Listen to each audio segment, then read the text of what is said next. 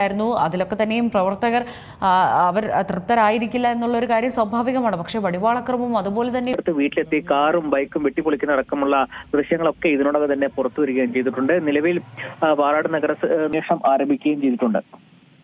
ഈ തിരഞ്ഞെടുപ്പിന് ശേഷം നടന്ന, അതായത് റോഡുകളിലും വീടുകളിലും ഒക്കെ എത്തിയാണ് പാർട്ടി CPM-ന്റെ കൊടി. ഞാൻ പല സ്ഥലത്തും ചെന്ന് പ്രസംഗിച്ചപ്പോ ഞാൻ പറഞ്ഞു, നല്ല കമ്മ്യൂണിസ്റ്റുകാരെ കണ്ടാൽ നിങ്ങൾ ചിരിച്ചോളാൻ പറഞ്ഞു. കാരണം നല്ല കമ്മ്യൂണിസ്റ്റുകാർ പലരും ഈ തെരഞ്ഞെടുപ്പിൽ നമുക്കാണ് വോട്ട് ചെയ്തത്. നമസ്കാരം. ഡിബേറ്റ് സ്പേസിന്റെ പുതിയൊരു എപ്പിസോഡിലേക്ക് എല്ലാവർക്കും സ്വാഗതം. ഇപ്പോൾ തെരഞ്ഞെടുപ്പൊക്കെ കഴിഞ്ഞു. പഞ്ചായത്തുകൾ, മുനിസിപ്പാലിറ്റി, കോർപ്പറേഷൻ അങ്ങനെ തുടങ്ങിയ സ്ഥാനങ്ങളിലൊക്കെ ഇപ്പോൾ ജയിച്ചവരൊക്കെ സ്ഥാനമേൽക്കും. പക്ഷേ ഇതിൻ്റെ ഇടയിൽ തന്നെ ഈ തെരഞ്ഞെടുപ്പ് വന്നതിന് ശേഷം പല തോറ്റ സ്ഥാനാർത്ഥികളും ഭയങ്കരമായ സങ്കടത്തിലാണ്, കരയുന്നു, വീഡിയോ ചെയ്യുന്നു.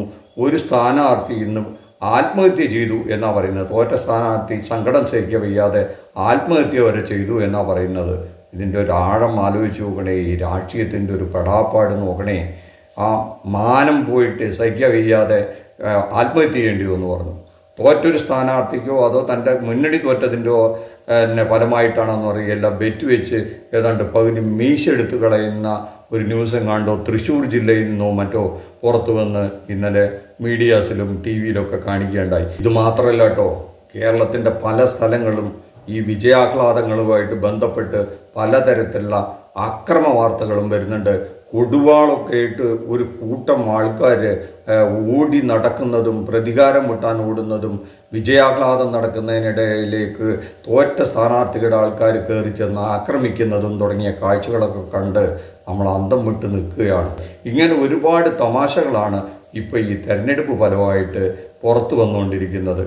ഇനി നടക്കാൻ പോകുന്നത് ഈ പരസ്പരം എന്തുകൊണ്ട് ജയിച്ചു, എന്തുകൊണ്ട് തോറ്റു, അല്ലെങ്കിൽ എന്ത് മുന്നേറ്റം നടത്തി എന്നൊക്കെ വലിയ ചർച്ചകൾ കൊടുമ്പിരി കൊള്ളും. ഇനി അടുത്ത നിയമസഭാ തെരഞ്ഞെടുപ്പിൽ ആരാണ് ജയിക്കുക, ഈ തെരഞ്ഞെടുപ്പ് അതിൻ്റെ ഒരു ദിശാസൂചകമല്ലേ, ഇനി കൊടുമ്പിരി കൊണ്ട ചർച്ചകളാണ് എല്ലായിടത്തും നടക്കുന്നത്. എന്തുകൊണ്ട് നിങ്ങൾ തോറ്റു എന്ന് നമുക്ക് വേണമെങ്കിൽ മാഷോടൊന്ന് ചോദിച്ചു നോക്കാം. അല്ല മാഷേ, നമ്മുടെ പാർട്ടി ഈ LDF-ന് ഇങ്ങനൊരു കനത്ത പരാജയം ഉണ്ടായത് എന്തുകൊണ്ടാണ് മാഷേ? ഭരണത്തിലിരിക്കുന്ന ഇത്രയധികം ജനോപകാരപ്രദമായ നടപടികളെല്ലാം നടത്തിയിട്ടും ഈ ഇടതുപക്ഷ മുന്നണി തോറ്റുപോയത് എന്ന് ഗോവിന്ദ മാഷോട് ചോദിച്ചു കഴിഞ്ഞാൽ അദ്ദേഹം അത് സമ്മതിച്ചു തരില്ല. എന്നാൽ അതിന് ഉത്തരം അദ്ദേഹം പറയുന്നേക്കാൾ നല്ലത് നമുക്ക് വേറൊരാളെ കൊണ്ട് പറയിപ്പിക്കുന്നതായിരിക്കും. വളരെ മണി പോലെ എന്തുകൊണ്ടാണ് LDF തോറ്റത് എന്ന് ഇത്ര കൃത്യമായ ഒരു അനലൈസ് ചെയ്ത ഒരു നേതാവ് കേരളത്തിലില്ല. അത് കേട്ടു നോക്കും. ഞാൻ തെരഞ്ഞെടുപ്പ് കഴിഞ്ഞപ്പോൾ പറഞ്ഞു, കുറെ രാഷ്ട്രീയ പാർട്ടികളുടെ ഒരു മുന്നണി മാത്രമല്ല ഇന്നത്തെ UDF. അവിടെയാണ് UDF-നെ വിലയിരുത്തുന്നതിൽ പലർക്കും പരാജയപ്പെട്ടത്. അതുകൊണ്ടാണ് കുറെ പാർട്ടികളുടെ ഒരു കോൺഫെഡറേഷൻ മാത്രമല്ല UDF. ഞാൻ നിങ്ങളോട് അഭിമാനത്തോടെ പറയുന്നു, 2016-ലും 2021-ലും ഒന്നും നമ്മുടെ കൂടെ ഇല്ലാതിരുന്ന ഒരുപാട് സാമൂഹ്യ ഘടകങ്ങൾ, ഒരുപാട് സംവിധാനങ്ങൾ ഇന്ന് നമ്മുടെ UDF-ന്റെ കൂടെയുണ്ട്. മാഷക്ക് മനസ്സിലായോ? സതീശൻ സാർ പറഞ്ഞത് മനസ്സിലായോ? 2015-ലും 2021-ലും ഞങ്ങളുടെ കൂടെ ഇല്ലാതിരുന്ന എന്ന് പറഞ്ഞാൽ നിങ്ങളുടെ കൂടെ, മാഷയുടെ കൂടെ ഉണ്ടായിരുന്ന പല സാമൂഹ്യ ഘടകങ്ങളും, ആ പേരൊന്നും അങ്ങനെ തെളിച്ച് പറയുന്നില്ല. അത് നിങ്ങൾ ഇലക്ഷൻ കാലത്ത് മുഖ്യമന്ത്രിയൊക്കെ എടുത്ത് പറയുന്നുണ്ടായിരുന്നു. അവരെല്ലാം ഇപ്പോൾ ഞങ്ങളുടെ കൂടെയാണ് എന്ന് പറയുകയാണ്. അത് സതീശൻ സാറ് സമ്മതിച്ചു തരുന്നുണ്ട്. അവരെല്ലാം UDF-നാണ് വോട്ട് ചെയ്തത്. അപ്പോൾ പണ്ട് നിങ്ങൾക്ക് വോട്ട് ചെയ്ത അവരെല്ലാം ഇന്ന് UDF-ന് വോട്ട് ചെയ്തു. ഏതാണ് ആ സാമൂഹിക ഘടകങ്ങൾ? രാഷ്ട്രീയക്കാരാണെങ്കിൽ അത് തെളിച്ചു പറയാം. ആരാണ്? UDF-ന്റെ ഘടകകക്ഷികൾ. പക്ഷെ ഘടകകക്ഷികളല്ലാത്ത ചില സാമൂഹിക ഘടകങ്ങൾ UDF-ന് വോട്ട് ചെയ്തു എന്നാണ്. അത് തന്നെയാണ് തോന്നുന്നു മാഷും പിണറായിയും LDF-ഒക്കെ ആക്ഷേപിച്ചത്. UDF-ന് ഗുണം ചെയ്തു എന്ന് സതീശൻ സാർ സമ്മതിക്കുന്നു. അവർ ഇനിയും അടുത്ത തെരഞ്ഞെടുപ്പിലും ഞങ്ങളുടെ കൂടെ ഉണ്ടാവും എന്നാണ് ഈ പറഞ്ഞു വരുന്നതിൻ്റെ അർത്ഥം.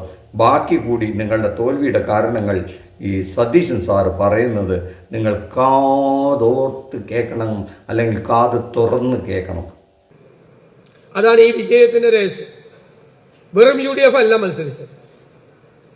ഇന്ന് ആ UDF എന്ന് പറയുന്നത് ഈ പാർട്ടികളുടെ കോൺഫെഡറേഷൻ അപ്പുറം ഒരു വലിയ പൊളിറ്റിക്കൽ പ്ലാറ്റ്ഫോമാണ്. സാറ് അടിവരയിട്ട് അത് ഒന്നുകൂടി ഉറപ്പിച്ച് മാഷോട് പറയുകയാണ്. മാഷക്ക് മനസ്സിലായി കാണും. അങ്ങനെയാണ് UDFനെ ഇനി കാണേണ്ടത്. ഒരുപാട് ആളുകളുണ്ട്, ഈ കക്ഷികൾക്ക് അപ്പുറം ഒരുപാട് ആളുകളുണ്ട്.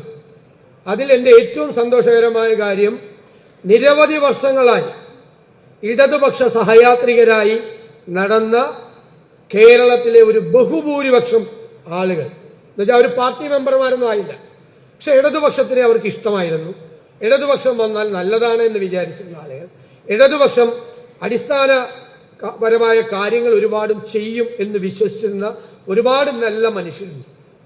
ഇടതുപക്ഷ സഹയാത്രികർ, അവരിൽ വലിയ ഇൻഫ്ലുവൻസേഴ്സ് ഉണ്ട്, സമൂഹത്തിനെ സ്വാധീനിക്കാൻ പറ്റുന്ന ആളുകളുണ്ട്, ഒപ്പീനിയൻ മേക്കേഴ്സ് ഉണ്ട്, അതായത് അഭിപ്രായ രൂപീകരണം നടത്തുന്ന ആളുകളുണ്ട് ജനങ്ങളുടെ.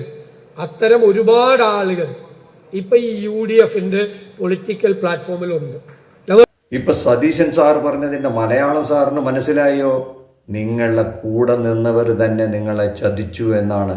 നിങ്ങൾ കുട്ടിഘോഷിക്കുന്ന ഈ വികസന പ്രവർത്തനങ്ങളുണ്ടല്ലോ, ഇവിടെ നിന്നെല്ലാം കെട്ടുകെട്ടിപ്പോയ ദേശീയപാത അതോറിറ്റിയെ തിരിച്ചു വിളിച്ച് ദേശീയപാത വികസനം നടത്തി, ഗെയിൻ പൈപ്പ് ലൈൻ വീണ്ടും ആരംഭിച്ച് അത് പൂർത്തീകരിച്ചു.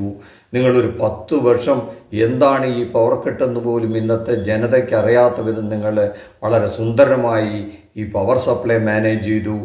അങ്ങനെ തുടങ്ങി നിങ്ങൾ ആസ്പത്രി കെട്ടിടങ്ങളൊക്കെ വലിയ നിലവാരത്തിലേക്ക് ഉയർത്തി, സ്കൂളുകളൊക്കെ വലിയ ഹൈടെക് സ്കൂളുകളാക്കി മാറ്റി, ജനങ്ങൾക്ക് ക്ഷേമ പെൻഷനുകളൊക്കെ ഇപ്പം 2000 രൂപ വരെ ഉയർത്തി കൊടുത്തു തുടങ്ങിയ നിങ്ങളുടെ നിരവധി റോഡുകളൊക്കെ നല്ല നിലവാരത്തിലേക്ക് ഉയർത്തിക്കൊണ്ടുവന്നു.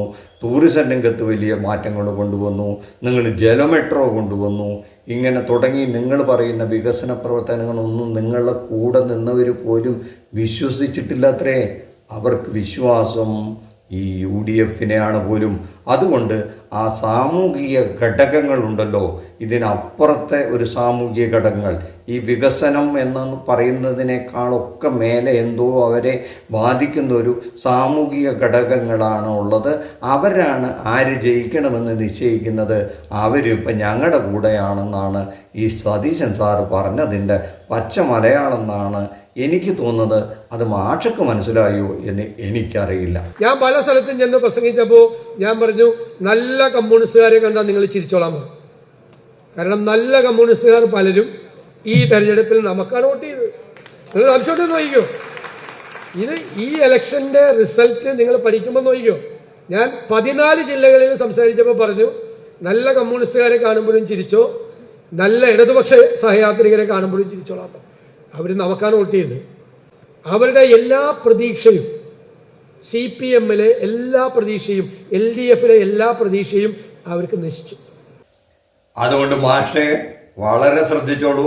സതീശൻ സാറും മറ്റേതെങ്കിലും കോൺഗ്രസ് നേതാക്കന്മാരും സാറിനെ കണ്ട് ചിരിച്ചാൽ ഉറപ്പായി സാറിന് അടുത്ത തവണ UDFന് വോട്ട് ചെയ്യേണ്ടി വരും. അതുകൊണ്ട് സാറ് നല്ല കമ്മ്യൂണിസ്റ്റ് ആണെങ്കിൽ ഇവർ ചിരിക്കും, മുഖത്ത് നോക്കി ചിരിക്കും, അല്ലെങ്കിൽ തല തിരിച്ചു പോവും. അപ്പം നാട്ടിലുള്ള എല്ലാ കമ്മ്യൂണിസ്റ്റുകാരോടും ശ്രദ്ധിച്ചോളാൻ പറയുക. കോൺഗ്രസ്സുകാർ ചിരിച്ചാൽ അപ്പോൾ തല തിരിച്ചോളാൻ പറയുക എന്നല്ലാണ്ട് മറ്റു മാർഗമില്ല. ചിരിച്ചു പോയാൽ അവരുടെ വോട്ട് നിങ്ങൾക്ക് നഷ്ടപ്പെടും. അവരടുത്ത തെരഞ്ഞെടുപ്പിൽ UDFന് വോട്ട് ചെയ്യും. അതുകൊണ്ട് കോൺഗ്രസ്സുകാർ ഇനി കമ്മ്യൂണിസ്റ്റുകാരെ കണ്ട് ചിരി തുടങ്ങിയാൽ വളരെ ശ്രദ്ധിക്കണം. അത് അപകടകരമാണ്, ഒരു വാണിംഗ് ആണ് എന്നുള്ളത് ഇടതുപക്ഷത്തിനുള്ള ഒരു സൂചന തന്നിട്ടുണ്ട്. എന്തായാലും മാഷ് ഒരു കാര്യം ചെയ്യും, മാഷയുടെ അഭിപ്രായം കൂടെ എന്നാണ് പറഞ്ഞു വെച്ചോളൂ. നമുക്ക് ആ സങ്കടം പറഞ്ഞ് തീർക്കാം. ഒരു കമ്മ്യൂണിസ്റ്റിന് പരാജയം എന്ന് പറയുന്നത് അത് അവസാനത്തെ പരാജയമാണെന്നോ വിജയം എന്ന് പറയുന്നത് അത് അവസാനത്തെ വിജയമാണോ എന്ന ഒരു തെറ്റിദ്ധാരണയുള്ളവരല്ല ഞങ്ങൾ. ഈ സംബന്ധിച്ച് വിശദമായ പരിശോധന എല്ലാ തരത്തിലും നടത്തി ആവശ്യമായ തിരുത്തലുകൾ വരുത്തുമെന്നാണ് റിസൾട്ടുമായിട്ട് ബന്ധപ്പെട്ട് ആദ്യം തന്നെ പറയാനുള്ള കാര്യം. അത്തരത്തിലുള്ള തിരുത്തലുകൾ വരുത്തിക്കൊണ്ട് തിരിച്ചടികളെ അതിജീവിച്ച അനുഭവം കേരളത്തിലെ ഇടതുപക്ഷ ജനാധിപത്യ മുന്നണിക്ക് ഉണ്ടാകും. ഈ 2010 അനുഭവം ഞാനിവിടെ പറയാൻ കാരണം, അതിനുശേഷം നടന്ന അസംബ്ലി തെരഞ്ഞെടുപ്പിൽ സത്യം പറഞ്ഞാൽ 2 സീറ്റിൻ്റെ കുറവിലാണ് ഭരണം നഷ്ടപ്പെട്ടത്. അപ്പോൾ നല്ല മുന്നേറ്റം ഉണ്ടാക്കുന്നതിന് വേണ്ടി അനുഭവത്തിൻ്റെ വെളിച്ചത്തിൽ നടന്ന പ്രവർത്തനത്തിൻ്റെ ഭാഗമായി അവിടെ ആ രീതിയിലുള്ളൊരു മുന്നേറ്റം സൃഷ്ടിക്കാൻ നമുക്ക് സാധിച്ചിട്ടുണ്ട് എന്നുള്ള കാര്യം ചൂണ്ടിക്കാണിക്കുകയാണ്. അപ്പോൾ 2010 തദ്ദേശ സ്വയംഭരണ സ്ഥാപനങ്ങളിലേക്ക് നടന്ന തിരഞ്ഞെടുപ്പിൻ്റെ അകത്തുണ്ടായിരുന്ന പരാജയത്തെ ഫലപ്രദമായി നേരിട്ടുകൊണ്ട് ജനങ്ങളിൽ നടത്തിയിട്ടുള്ള പ്രവർത്തനത്തിൻ്റെ ഫലമായിട്ടാണ് പിന്നീട് LDF-ന് മുന്നോട്ടേക്ക് വരാൻ സാധിച്ചിട്ടുള്ളത്. മാഷയുടെ വിശ്വാസം മാഷെ രക്ഷിക്കട്ടെ എന്നല്ലാതെ എന്ത് പറയാൻ പറ്റും? എന്തായാലും മാഷെ 2010 ഒരു 15 വർഷം പുറകിലേക്ക് മാഷ് സഞ്ചരിച്ച് ഈ പരാജയത്തെ വിലയിരുത്തിയതിന് വലിയൊരു നമസ്കാരം. ഒരു കാര്യം ഉറപ്പാണ് മാഷെ, എല്ലാ വികസന പ്രവർത്തനങ്ങൾക്കും ക്ഷേമ പ്രവർത്തനങ്ങൾക്കും അപ്പുറം ചില വൈകാരിക ഘടകങ്ങളും ചില വർഗീയ ചിന്തകളും ആൾക്കാരുടെ വോട്ടിംഗ് പാറ്റേണിനെ ബാധിക്കുന്നുണ്ട്. അല്ലെങ്കിൽ അത്തരം ഒരു സമൂഹമായി നമ്മുടെ ഇന്ത്യൻ രാഷ്ട്രീയം മാറിക്കഴിഞ്ഞു എന്നുള്ളതാണ് ഇതിൽ നിന്നൊക്കെ മനസ്സിലാവുന്നത്. അത് കേരളത്തിലേക്കും എത്തിത്തുടങ്ങിയിരിക്കുന്നു എന്ന് വളരെ വ്യക്തമായ ഒരു ചിത്രം നമുക്ക് ഈ തദ്ദേശ സ്വയംഭരണ തെരഞ്ഞെടുപ്പ് ഫലം നൽകുന്നുണ്ട് എന്നുള്ളതാണ് അതിൻ്റെ യാഥാർത്ഥ്യം.